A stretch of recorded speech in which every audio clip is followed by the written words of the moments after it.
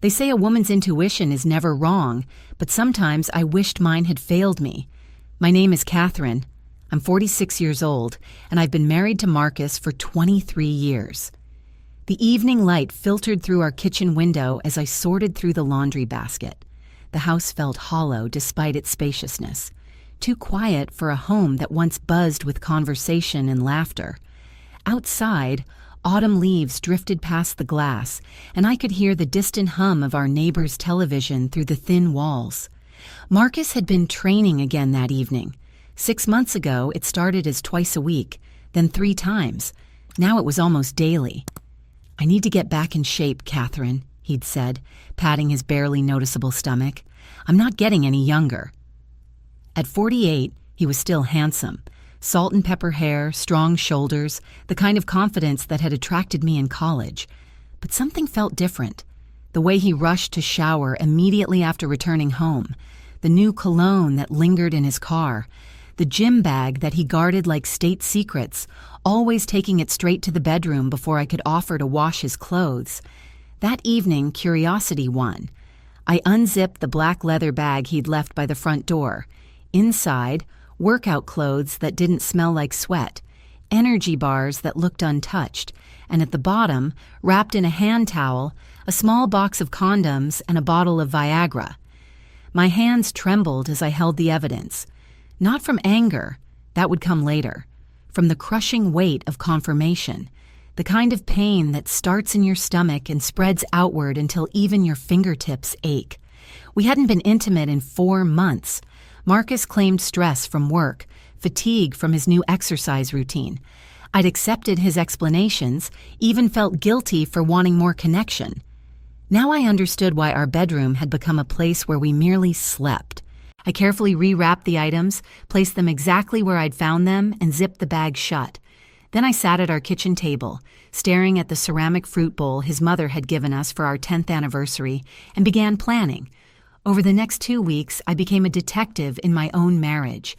The evidence accumulated like drops of water that eventually become a flood. Restaurant receipts from Romano's, our special occasion place, for dinners for 2 on evenings when Marcus claimed to be at the gym. $127.50 for meals I never tasted. His car smelled of perfume that wasn't mine. Something floral and young, nothing like the sophisticated scents I preferred. I found a tissue under the passenger seat with lipstick that was 3 shades brighter than anything in my makeup collection. Strange phone calls that ended abruptly when I entered the room. "Just work stuff," he'd say, but his colleagues didn't usually make him smile the way these mysterious callers did. Credit card statements showing charges at lingerie boutiques, flower shops, and a hotel downtown, the Meridian, on 3 different occasions. $89 for roses I never received. $156 for silk that never touched my skin.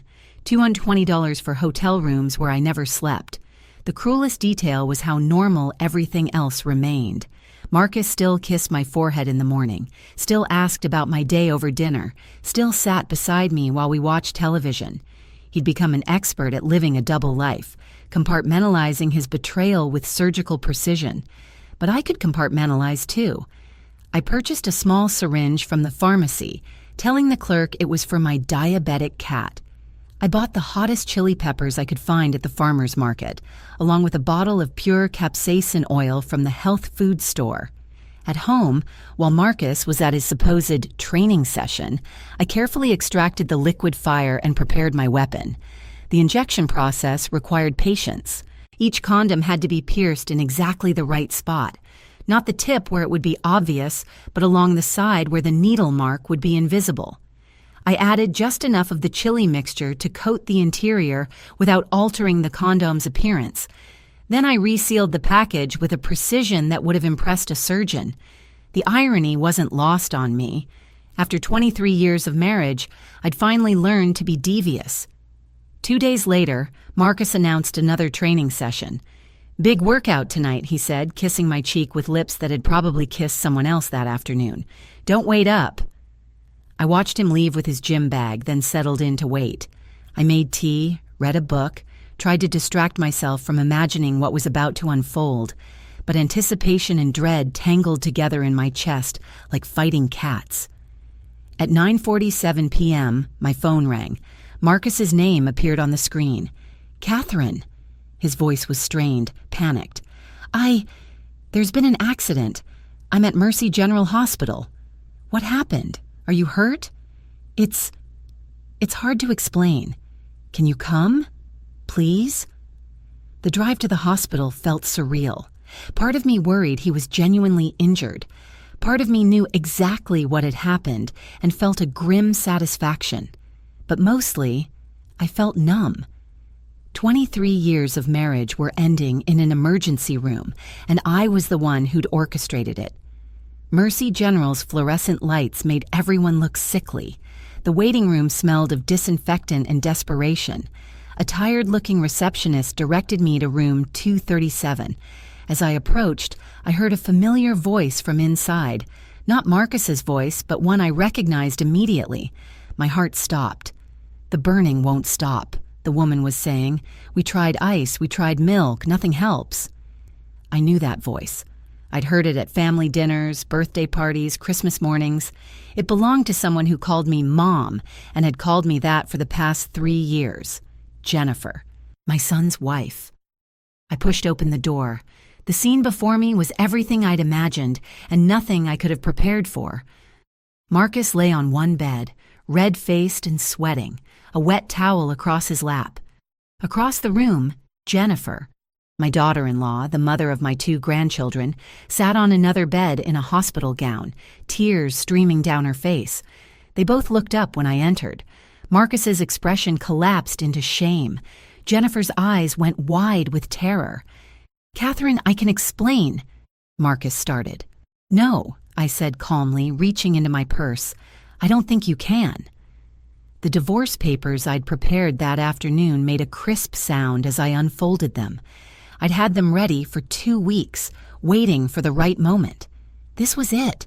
The silence in the room was deafening.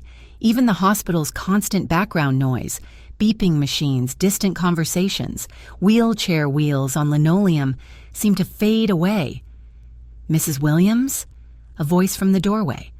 I turned to see Dr. Sarah Chen, my friend from book club, standing in scrubs with a clipboard in her hand. Her eyes moved from Marcus to Jennifer to me, and I watched understanding dawn on her face. "Sarah called me," I said to the room. "She thought I should know my husband was here. She didn't mention you'd brought a friend." Jennifer spoke for the first time since I'd arrived.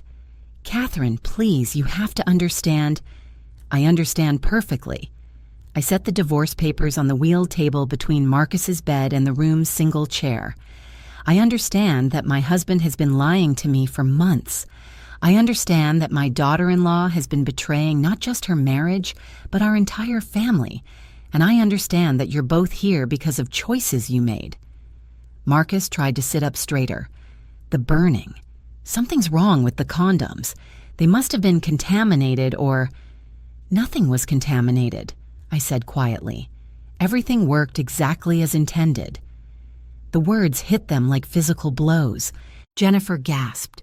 Marcus stared at me with something approaching awe mixed with horror. "You did this," Jennifer whispered. "I protected myself. You two chose to hurt people who loved you. I chose to make sure there were consequences." Dr. Chen cleared her throat. "I'll give you some privacy. The burning should subside in a few hours with the treatment we've given you. You'll both be fine, physically." After she left, I pulled the room's single visitor chair closer to Marcus's bed and sat down. My hands were steady, my voice calm. For the first time in months, I felt completely in control. 23 years, I said to Marcus. I gave you 23 years of fidelity, support, and love. I raised your children, maintained your home, supported your career, and this is how you repay me. Catherine, please, I'm not finished. The sharpness in my voice surprised even me. And you, I turned to Jennifer, called me Mom. You sat at my table every Sunday for 3 years. You let me babysit your children while you were doing this. You hugged me at Christmas while planning to destroy my marriage. Jennifer was sobbing now. I never meant for it to happen. We didn't plan it. You didn't plan it? You've been meeting at the Meridian Hotel for 2 months. You've had dinner at Romano's 6 times. Marcus bought you lingerie from Vivian's boutique. Tell me what part of that wasn't planned." The specific details hit them like slaps. I watched their faces as they realized how much I knew, how long I'd been watching, how carefully I documented their betrayal. "How long have you known?" Marcus asked. "Long enough to make some decisions about my future, decisions that don't include either of you." I reached for the divorce papers and placed them directly in Marcus's hands. "This marriage is over. I've already spoken with an attorney. The house is in my name, my inheritance from my parents. The retirement accounts will be split according to state law. You can keep your gym membership." Marcus looked at the papers as if they were written in a foreign language. "Catherine, we can work through this. Counseling, therapy." "Some things can't be worked through, Marcus. Some betrayals are too complete." I stood up and looked at both of them. "In 15 minutes, I'm going to call Michael and tell him his wife is here. I'll let you decide how much of the truth he needs to know, but he's going to know something. And tomorrow morning, I'm calling a locksmith." Jennifer's sobs became wails. "Please, Catherine, think about the children. Think about the family." "I am thinking about the family. I'm thinking about how you destroyed it." The walk from room 237 to the hospital lobby felt like a mile. Each step echoed in the sterile hallway, the sound mixing with the distant beeping of machines and the soft conversations of night shift nurses. I found a quiet corner in the family waiting area and called my son, Michael. The phone rang 4 times before his sleepy voice answered. "Mom, it's almost 11. Is everything okay?" "Michael, I need you to come to Mercy General Hospital, room 237. "What? Are you hurt? Is Dad—" "We're all fine physically, but there's something you need to see." "Mom, you're scaring me. What's going on?" I closed my eyes. How do you tell your child that their spouse has been unfaithful? How do you explain that their father was the one she chose to betray them with? "Jennifer is here at the hospital. She's here with your father. They were together when they both got hurt." The silence on the other end of the line stretched so long I thought the call had dropped. "Together, how?" His voice was different now, harder. "Together in a way that breaks marriages, Michael. I'm sorry." "I'll be there in 20 minutes. The line went dead. I sat in the plastic hospital chair and watched the late-night drama of the emergency room unfold around me. A teenager with a broken arm sat with his worried parents. An elderly woman complained about chest pains to anyone who would listen. A young couple held hands while they waited for news about their car accident. All these people dealing with genuine emergencies, and here I was, the architect of my own family's destruction. But I felt no regret, only a strange sense of peace. 22 minutes later, Michael burst through the hospital's automatic doors. At 25, he looked like a younger version of his father. Same strong jaw, same intense eyes. But where Marcus had learned to hide his feelings behind practiced smiles, Michael wore his emotions openly.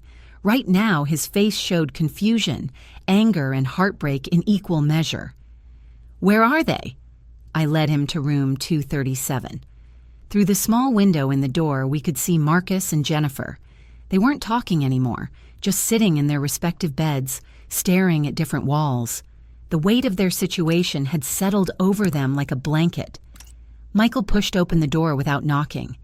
"Jen?" His voice was barely a whisper. Jennifer looked up, and the expression on her face when she saw her husband was the most genuine emotion I'd seen from her all evening. Pure, devastating guilt. "Michael, is it true?" He looked back and forth between his wife and his father. "Are you two—" Neither of them answered, but their silence was answer enough. Michael's hands clenched into fists at his sides. "How long?" "Son," Marcus began. "How long?" Michael's voice was louder now, attracting attention from the nurse's station. 4 months, Jennifer whispered. Michael nodded slowly, as if the information was taking time to process. Then he turned to his father. "You son of a bitch." Marcus flinched. "Michael, please, let me explain. Explain what? How you've been sleeping with my wife. How you've been lying to Mom. How you've been lying to me. Each question got louder. Mr. Williams, Dr. Chen appeared in the doorway. I need to ask you to keep your voices down. This is a hospital. Sorry, Michael said, not taking his eyes off his father. I'm just trying to understand how my dad became the kind of man who destroys his own family. He turned to Jennifer. And you sat at Mom's table last Sunday. You helped Emma make Mother's Day cards for her grandmother. You looked her in the eye and smiled while you were doing this. Jennifer was crying again, but this time there was no manipulation in it. These were the tears of someone who'd lost everything and was just beginning to understand the magnitude of their choices. Where are the kids? Michael asked. At your mom's, Jennifer managed between sobs. Your mother's watching them tonight. Michael's laugh was bitter. Perfect. So my kids are with the one decent person in this whole mess while their parents are here getting treated for... What exactly? What happened to you two? I stepped forward. That's my fault. All three of them looked at me. I doctored the condoms with chili oil. I've known about their affair for weeks. Tonight was my way of making sure there were consequences. Michael stared at me for a long moment, then started laughing. Not happy laughter, the kind of desperate laughter that comes when the situation is so absurd that humor is the only alternative to screaming. You set them up? I protected myself, and I protected you, though you don't know it yet. How did you protect me? I reached into my purse and pulled out a manila envelope. Private investigator's report, photos, credit card records, hotel receipts, everything you'll need for your divorce attorney. 6 weeks later, I sat in my lawyer's office signing the final divorce papers. Marcus had moved out the day after the hospital incident. He'd tried calling several times, leaving voicemails that ranged from apologetic to angry to desperate. I'd listened to the first few, then blocked his number. The settlement was fair, even generous on my part. I kept the house, my parents' wedding gift to us 23 years ago, and half of our retirement accounts. Marcus kept his pension and his freedom. It seemed like a reasonable trade. Jennifer and Michael's divorce was messier. She'd hired an expensive attorney who tried to argue that her affair was a symptom of postpartum depression and temporary insanity. Michael's lawyer, armed with my investigator's evidence, had little trouble proving that 4 months of deliberate deception hardly qualified as temporary. The custody arrangement gave Michael primary custody of Emma and David, with Jennifer getting weekends and holidays. She'd moved back to her parents' house across town and taken a job at a dental office.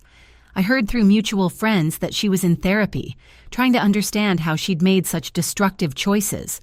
I felt no satisfaction in her downfall, no triumph in Marcus's exile to a downtown apartment. The satisfaction was quieter, more personal. It was the satisfaction of a woman who'd refused to be a victim. All done, my attorney said, sliding the papers across his mahogany desk.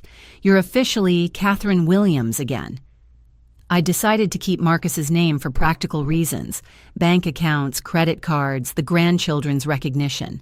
But legally, I was free. Outside the law office, autumn had given way to early winter. The trees were bare now, their branches reaching toward a gray December sky. I walked to my car slowly, breathing the cold air deep into my lungs. My phone buzzed with a text from Michael. Dinner tonight? Kids want to see Grandma. I smiled and typed back, I'll cook, 6 p.m. Cooking for my son and grandchildren felt different now, not like an obligation or a way to prove my worth, but like a gift I chose to give to people I loved. The distinction was important. At home, I prepared Emma's favorite chicken parmesan and David's beloved garlic bread. The kitchen smelled like family and comfort, but for the first time in months, I didn't feel lonely in it. While the chicken baked, I opened a bottle of wine. Good wine. Not the cheap stuff I used to buy when I thought I didn't deserve better. I poured myself a glass and stood at my kitchen window, looking out at the garden I'd planted last spring. The rose bushes were dormant now, but come spring, they'd bloom again. Some things survived winter. Some things came back stronger after a season of darkness. When Michael arrived with the children, Emma ran straight to me, wrapping her 5-year-old arms around my legs. "Grandma, Daddy said Mommy and Grandpa went away. Are they coming back for Christmas?" I knelt down to her level, looking into eyes that were exactly like her father's. "Sometimes grown-ups make mistakes that change everything, sweetheart. But the people who really love you will always be here." "Will you read me a story after dinner?" "I'd love to." During dinner, David at 7 asked harder questions. "Dad says Mommy hurt you. Is that why she can't live with us anymore?" Michael started to intervene, but I held up a hand. These children deserved honesty, age-appropriate but real. "Your mommy made choices that hurt our whole family. Sometimes when people hurt each other really badly, they can't live together anymore. But that doesn't mean she doesn't love you, and it doesn't mean anyone did anything wrong." "Did Grandpa make bad choices too?" "Yes, he did." "Are you sad?" I considered the question seriously. I was very sad, but now I'm more relieved. After dinner, Michael helped me clean dishes while the children played in the living room. "How are you really doing, Mom?" "Better than I expected. Worse than I'd hoped, but okay. I keep thinking I should have seen it, should have known what was happening." "Michael, look at me." I waited until he met my eyes. "This isn't your fault. Your wife and your father made choices that destroyed your family. You were being a loving husband and son. There's no shame in that. Are you angry with me for not protecting you?" The question broke my heart a little. "Oh, sweetheart, you don't protect me. I protect myself. That's what I learned from all this, that I'm stronger than I knew." That night, after Michael and the children left, I ran a hot bath and allowed myself to think about the future. For the first time in 23 years, I could go anywhere, do anything, be anyone I wanted to be. The woman who discovered those condoms 6 weeks ago had been afraid of being alone. The woman sitting in this bathtub was starting to see solitude as freedom. By March, I'd developed new routines, morning walks through the neighborhood where I noticed things I'd missed for years, the way Mrs. Henderson's daffodils came up earlier than everyone else's, the intricate ironwork on the old Victorian houses, the coffee shop that had opened 2 blocks away while I was busy being a wife. I joined a book club at the library, something I'd always wanted to do but never had time for when my evenings belonged to Marcus's schedule. I took a pottery class at the community college. I volunteered at the children's literacy program, reading to kindergartners who thought I was the most fascinating person in the world simply because I could make picture books come alive. The house felt different now, lighter somehow, despite being emptier.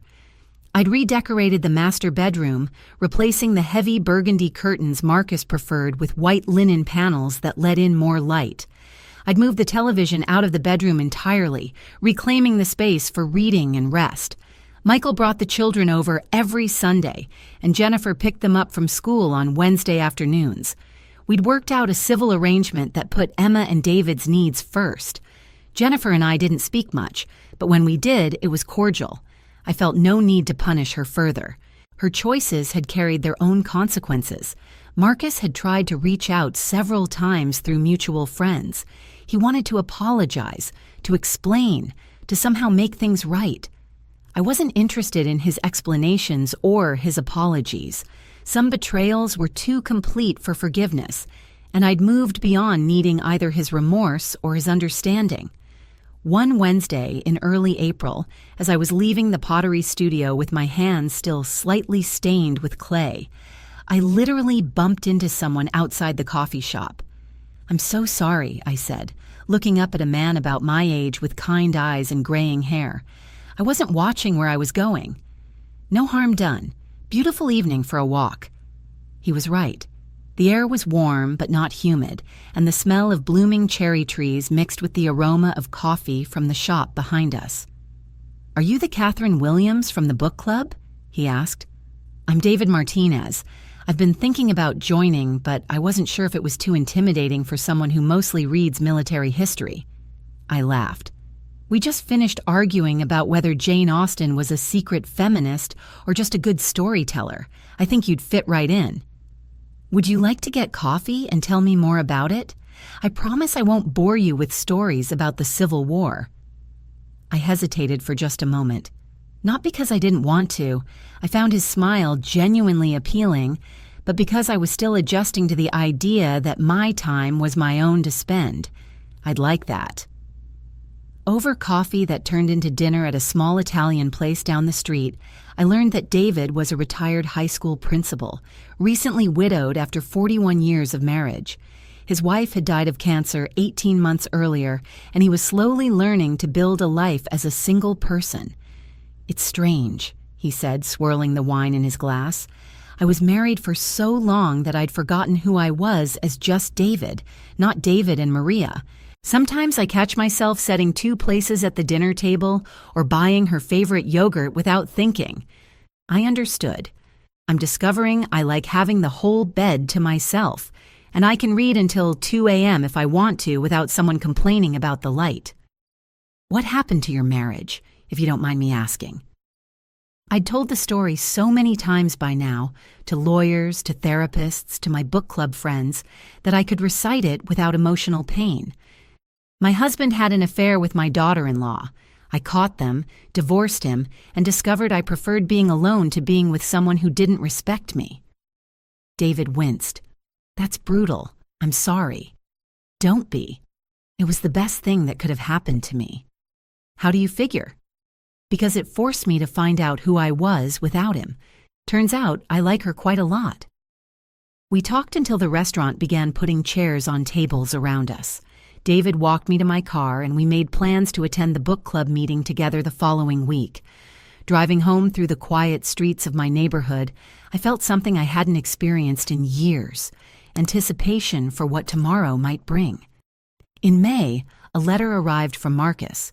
Not an email or a text, but an actual handwritten letter on stationery I recognized as the expensive kind he kept in his desk for important correspondence.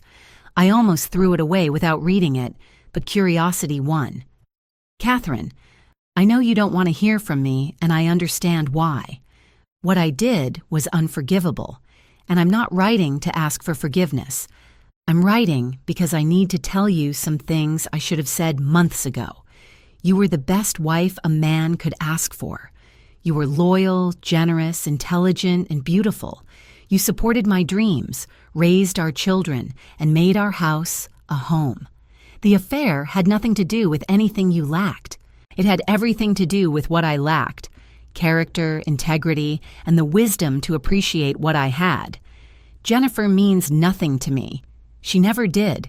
She was just available and willing, and I was stupid enough to mistake excitement for happiness. I threw away 23 years of marriage for something that wasn't even real. I hear through Michael that you're doing well. I'm glad. You deserve happiness, and you deserve better than I ever gave you. I'm not the same man who betrayed you. I've been going to therapy, trying to understand how I became someone capable of such cruelty. But I know that personal growth doesn't undo damage, and I'm not asking for a second chance.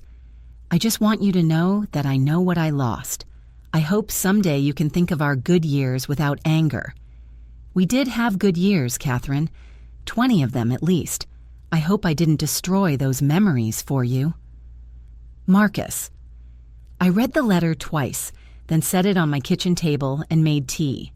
Outside, my rose bushes were in full bloom, their petals spread wide to catch the afternoon sun. The letter was probably genuine. Marcus had always been articulate when he wanted to be, and the tone felt authentic rather than manipulative. But it didn't change anything. Apologies, no matter how eloquent, couldn't undo betrayal. Understanding his motivations didn't heal the wounds he'd caused. I folded the letter and put it in the drawer where I kept important documents. Not because I treasured it, but because it was evidence of closure. Marcus had said what he needed to say, and I'd heard it. Now we could both move forward without unfinished business hanging between us. That evening, David and I went to the community theater's production of Our Town. During the intermission, he asked if I was enjoying the play. "It's making me think about time," I said.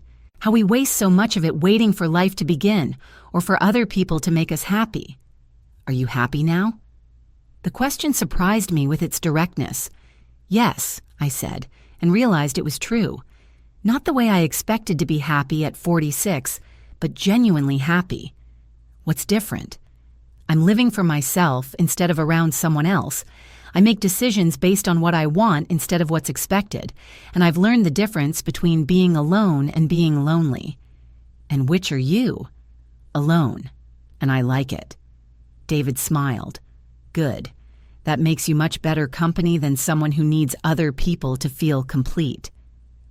After the play, we walked through downtown, talking about everything and nothing. David was easy to be with. No hidden agendas, no manipulation, no games. Just a decent man who enjoyed my company and made me laugh. When he walked me to my door, I realized I was attracted to him. Not desperately, not with the all-consuming need that had characterized my relationship with Marcus in the early years, but with the quiet interest of a woman who knew her own worth. "Would you like to come in for coffee?" I asked.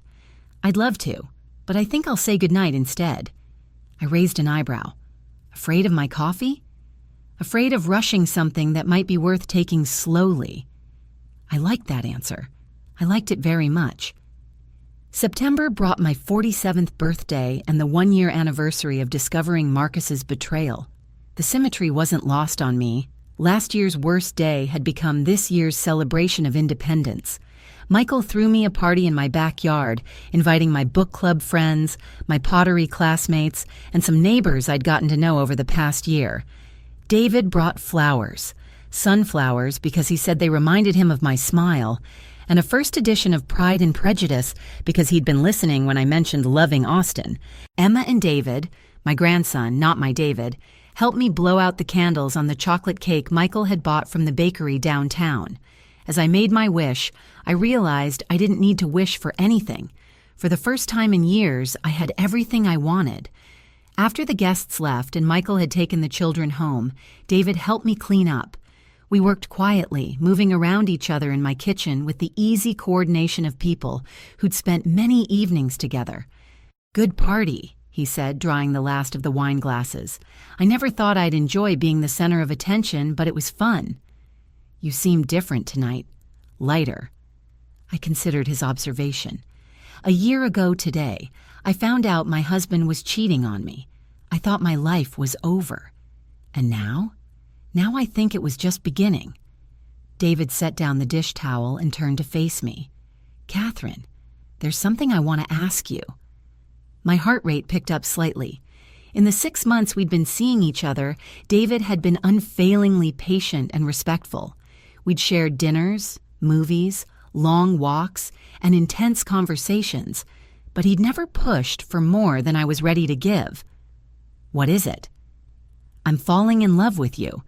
Actually, I think I already have fallen in love with you, and I want to know if there's any possibility that you might feel the same way." The words hung in the air between us. A year ago, if someone had told me I'd be standing in my kitchen listening to a wonderful man declare his love, I'd have thought they were crazy. A year ago, I was still trying to save a marriage that was already dead.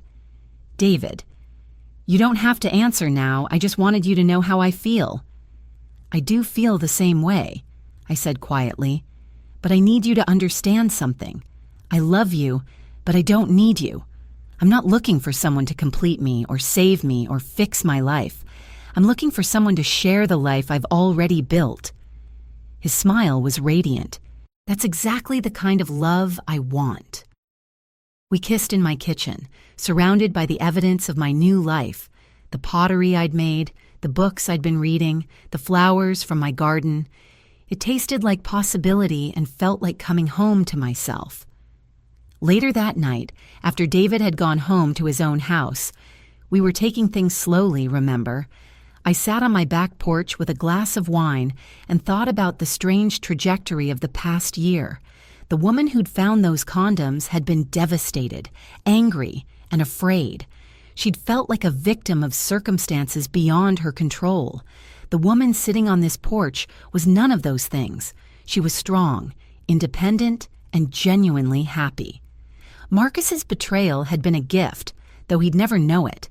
It had forced me to find out who Catherine Williams was when she wasn't being Marcus's wife or Michael's mother or anyone else's anything. It turned out she was someone I enjoyed being. My phone buzzed with a text from Michael. "Thanks for a great party, Mom. Dad called today." I typed back, "What did he want?" "To know if you were happy. I told him you were the happiest I'd ever seen you." I smiled and put the phone away. Let Marcus wonder what my happiness looked like. Let him imagine what his absence had made possible.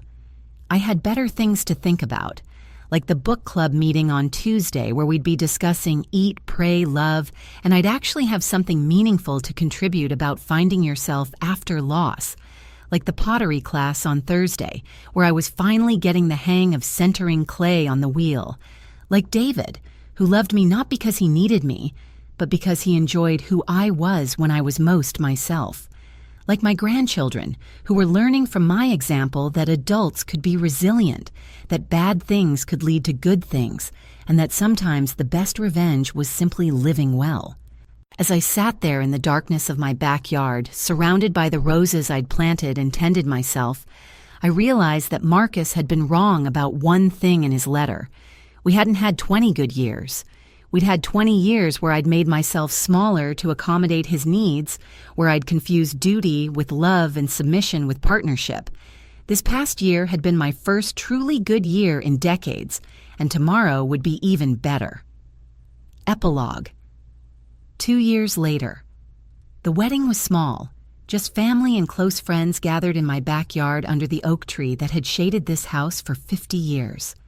Emma scattered rose petals down a makeshift aisle, while David, my grandson, carried the rings on a small velvet pillow, taking his job with the utmost seriousness.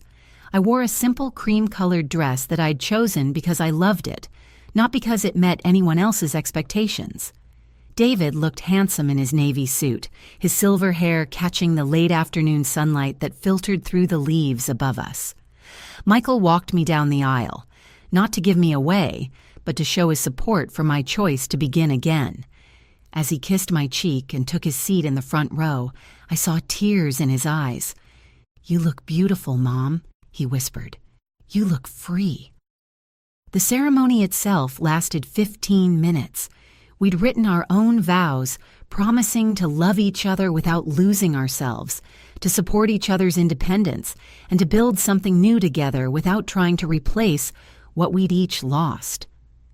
When the justice of the peace pronounced us husband and wife, David's kiss was gentle and sure. In the small crowd, I saw my book club friends wiping their eyes, my pottery teacher beaming with pride, and Mrs. Henderson from down the street taking pictures with her phone. Notably absent were Marcus and Jennifer. Michael had debated whether to invite his father, but I'd made the decision easy for him. "This day is about moving forward," I told him. "Your father represents the past." The reception was a potluck dinner on long tables set up under string lights we'd hung between the trees. My friend Sarah from book club had made her famous lasagna.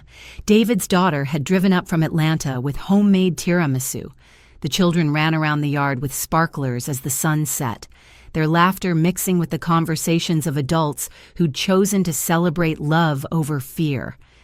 Later that evening, after the last guest had gone home and the children had been tucked into the guest room for their sleepover with Grandma and Grandpa David, we sat on the porch swing he'd installed last spring. "Any regrets?" David asked, his arm around my shoulders. "Only that I waited so long to discover who I really was. And who is that?" I thought about the question seriously. Someone who doesn't need to be needed. Someone who can love without losing herself. Someone who knows the difference between being good and being useful. I love all of those someones. Even when I'm stubborn and independent and refuse to let you open jars for me, especially then. We sat in comfortable silence, watching the last of the evening light fade from the sky. In the distance, I could hear the fountain in my garden, the one I'd installed with my divorce settlement money back when I was first learning to spend money on things that made me happy. "What are you thinking about?" David asked. Marcus. David tensed slightly. Even after 2 years of marriage, my first husband remained a sensitive subject. Not the way you think, I said quickly. I was thinking about how grateful I am to him. Grateful? He broke my heart so completely that I had to rebuild it stronger. He destroyed my life so thoroughly that I had to create a better one. He showed me what I didn't want so clearly that I was able to recognize what I did want when I found it. Are you saying I should send him a thank you note? I laughed. Maybe we both should. The truth was, I hadn't thought about Marcus in months. The last I'd heard, he was dating someone new, a woman from his office who was closer to Jennifer's age than mine. I felt no jealousy, no anger, no curiosity about whether this relationship would last longer than his affair had. Marcus belonged to a version of myself that no longer existed.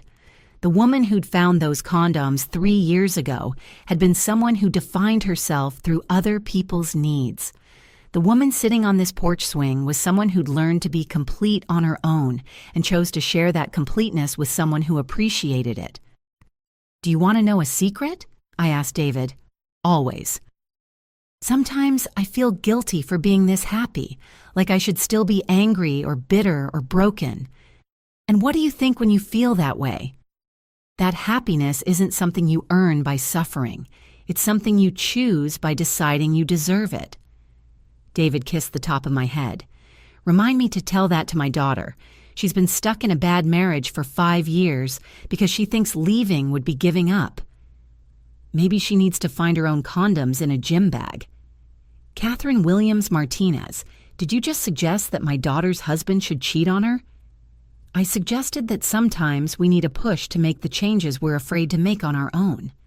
And if the push doesn't come, then we have to push ourselves. As we prepared for bed that night in the master bedroom that I'd redecorated twice, once to erase Marcus and once to welcome David, I caught sight of myself in the mirror. The woman looking back at me was 49 years old with laugh lines around her eyes and silver threads in her brown hair. She looked confident, content, and completely comfortable in her own skin. She looked nothing like the woman who'd been married to Marcus Williams. She looked exactly like the woman David Martinez had fallen in love with. "What are you smiling about?" David asked, emerging from the bathroom in his pajamas. I was just thinking that revenge really is a dish best served cold. Oh?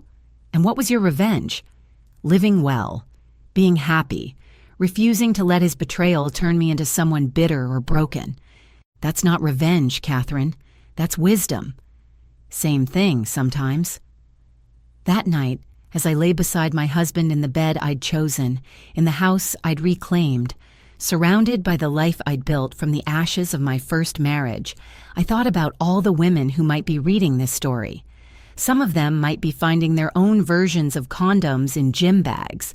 Some might be discovering credit card charges they didn't make, or phone calls that end when they enter the room. Some might be feeling the slow erosion of respect and intimacy that signals the death of a marriage. To those women, I wanted to say this: you are stronger than you know. You deserve better than you're getting. And sometimes the worst thing that happens to you turns out to be the best thing that could have happened. But you have to be willing to save yourself. You have to be willing to discover who you are when you're not trying to be who someone else needs you to be. You have to be willing to choose yourself. The chili oil was just the beginning. The real revenge was becoming someone who could never be betrayed again, not because she didn't trust, but because she trusted herself most of all. And if you're Marcus, reading this somehow, somewhere, thank you. You taught me that I could survive anything. You showed me that I was capable of more strength than I'd ever imagined. You forced me to find out what I was made of. Turns out I'm made of steel, wrapped in silk, with a core of absolute self-respect. That's quite a gift, even if you didn't mean to give it. And that wraps up today's story. Now we want to hear from you. Where are you watching from? Drop your city or country in the comments, and let's see how far these stories reach. If this story moved you or gave you chills, give it a like, share, and subscribe for more powerful stories. One last thing, rate the story from 1 to 10 in the comments. Your feedback helps us bring you even better ones next time. Thanks for watching. We appreciate you being part of this storytelling journey.